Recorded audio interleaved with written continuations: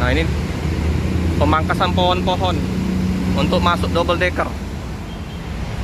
Nah, ini lagi dikerjakan karena tanggal 12 nanti land perdana ya.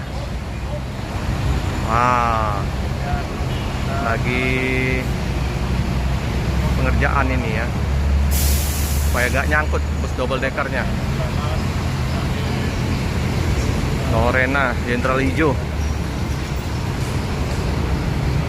Oke ya teman-teman ya, ini informasi dari Pak Junaidi ya, yang baju hitam. Nah, informasinya nanti double decker akan masuk untuk Palembang Jakarta ya, tanggal 12 kalau nggak ada halangan nanti ya, tapi bisa berubah nanti awalnya. Palembang Jakarta. Ini sekalian kita liput ya, Lorena ya, eksekutif kelas bintang 5. Wah, mantap.